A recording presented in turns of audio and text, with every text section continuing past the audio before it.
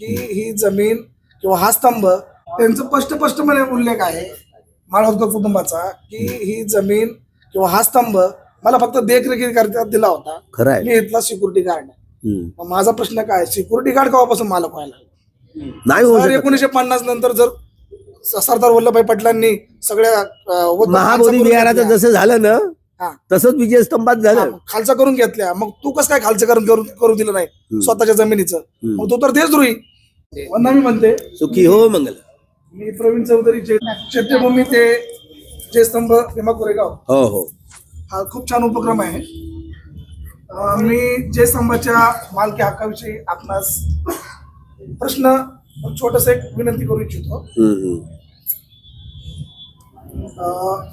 जो मालकी हक्क दावा केला जात आहे माळवदकर कुटुंबाकडून, त्यांचंही स्टेटमेंट मी अभ्यासलं. हो हो त्यांच्या स्टेटमेंट मध्ये मी एक बारकाईने गोष्ट जी पाहिली, असू द्या, मी बारकाईने जी गोष्ट पाहिली त्याच्यामध्ये त्यांचा स्पष्टपणे उल्लेख आहे की 1950 अगोदर ब्रिटिशकालीन याच्यामध्ये आमच्या पूर्वजांना हा स्तंभ देखरेखीसाठी आणि दिवाबत्ती करण्यासाठी दिला होता. 65 एकर जमीन आम्हाला वतनाच्या खाली दिली होती. ठीक आहे.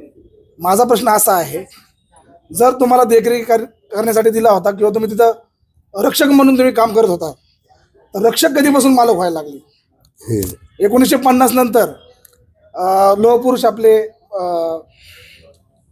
खालसा जमिनी केल्या, ज्या वतन होते ते खालसा केल्या यांनी, खालसा केलेले आहे. हा, मग त्या ह्याच्यामध्ये तुमचं का वतन खालसा झालं नाही?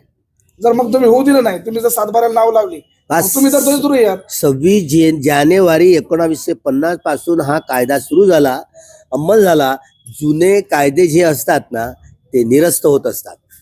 बघा, आम्ही याच केसेसमध्ये स्वतंत्र केस टाकण्यापेक्षा याच केसेसमध्ये आम्ही देखील इंटरव्हेन्शन करू आणि आम्ही देखील या केसमध्ये पुन्हा हे जेवढे पुरावे जोडू आणि ही केस कोर्टातनं आम्ही जिंकू. त्यांचं स्पष्टपणे उल्लेख आहे माळवदकर कुटुंबाचा की ही जमीन किंवा हा स्तंभ मला फक्त देखरेखीकरिता दिला होता. खरं आहे. मी इथला सिक्युरिटी गार्ड आहे.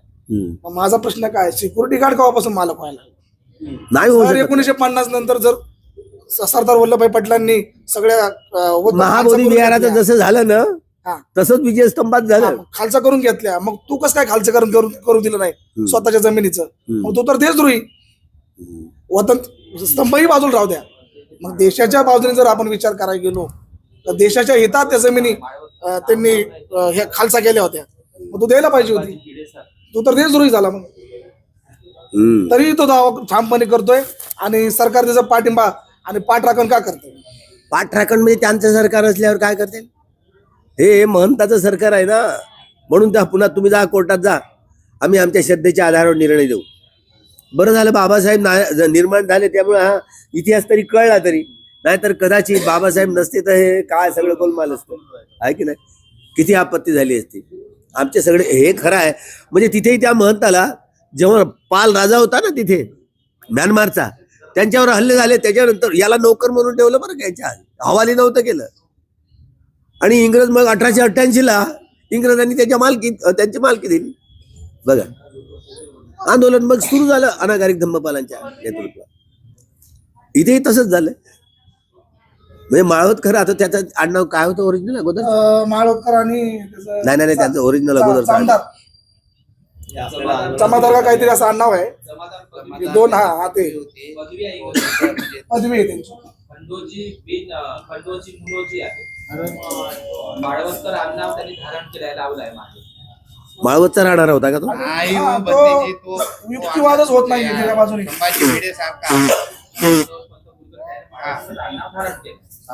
संभाजी भिडे जसा आहे तसाच तो आहे. खंडोजी मुलोजी असं नाव आहे, पण त्यांनी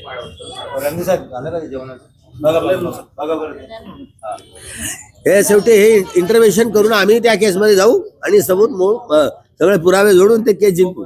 महाबोधी मविरासारखाच ऍक्ट आहे हे ते आहेत ना जुने सारखंच आहे ना हे कसे सगळे व्हायला पाहिजे. रद्द म्हणजे 2000 जे 26 जानेवारी 1950 पासून जो कायद्याचा अंमल सुरू झाला जुने कायदे सगळे परत होतात सारखंच आहे ना. 260 एकर हा 260 एकर आहे. 260 एकर बरोबर आहे प्रश्न तो हा प्रश्न बरोबर आहे की नाही? जर हा कायदा जर वतन खालचं झालं हम्म. तर ह्यांनी त्या आज खालच्यामध्ये स्वतः ज्या सहभागी होऊन बंदुका होत्या जुन्या माघारी सगळ्या करायला पाहिजे होतं. हवाली केल्या होत्या तर सगळा तो कायदाच असा परस्त आहे ज्या हवाली आम्हाला ठेवलं ना तर त्या सरकारच्या हवाली करायला हव्या होत्या त्यांनी हवालीच करायला पाहिजे होती. हवाली करायला हव्या होत्या ना. तो रक्षक मालक होतो का हो, तेच म्हणतोय मी पण रक्षक हा मालक कसा झाला? रक्षकच भक्षक झाला. रक्षकच भक्षक झाला. इकडून ये. आणि आपलं जे रेजिमेंट आहे हा इन्फंट्री आपली हा बॉम्बे सायप्रस हा, हा, हा. ती पण एवढी कसं काय कमकुवत आहे की जर महार रेजिमेंटच्या ह्याच्यातलं तर तो ब्रिटिशकालीन मिलिटरीशी संबंधित तो घडामोडीचा तो स्तंभ आहे हा. आपल्या आधिपत्यात ते घेऊ शकतात हा. तरी त्यांची उद असेल तर हे बा आमची आहे हे आमची महार वतन आहे ना आमची सैनिक आहे मग काय आम्ही आहोत जिवंत अजून जिवंत असलेले लोक सगळ्या महार सैनिकांना जमा करायचं. आपण महाराज क्रमांकात पिंपळगावपर्यंत पोहोचले हा हा माझी गाडी 5 झाली हा हा आणि मला आज ब्रीफिंग होतं जयस्तंभाचंच. हा हा हा माझी पोस्टिंग कालपासून तिथे झाली 4 तारखेपर्यंत. अच्छा अच्छा अच्छा मग मी ठरवलं होतं की मी हा. येताना मी तुम्हाला कुठल्याही परिस्थितीत तुमच्याशी संवाद करणार. छान छान आणि विषय काय होतो माहितीये का काही बंधनास्पद जास्त हो हो बरोबर आहे कारण कसा सगळ्या गोष्टी हे बघा बरोबर आहे आज मी एकटा उभा राहिलो हो हो आणि माझ्या बाजूने तू लढ मी हाय कपडे सांभाळायला हो. आणि मी लढ ठीक आहे लढून तुकडे बी पडू दे हो, हो. माझ्या मागं तरी तुमचं नाव तरी घ्या बरोबर आहे तसं होत नाही म्हणते. हो हो खूप भीतीदायक वातावरण आहे. हो, आणखी हो. मी अनुभवलं हो, हो. एका ठिकाणी मी असाच विरोध केला असाच उपक्रम राबवण्याचा प्रयत्न केला मला एकटं पाडण्याचा प्रयत्न केला मी नाही डगमगलो हो, हो. तर काही गोष्टी नाराज करून जातात होत कारण की नोकरी बी सांभाळायची असते हो एकटं सगळ्या पडल्यासारखं गोष्टी मग सांभाळायच्या असते. चला वंदावी म्हणते साधू साधू सुखी हो म्हणून.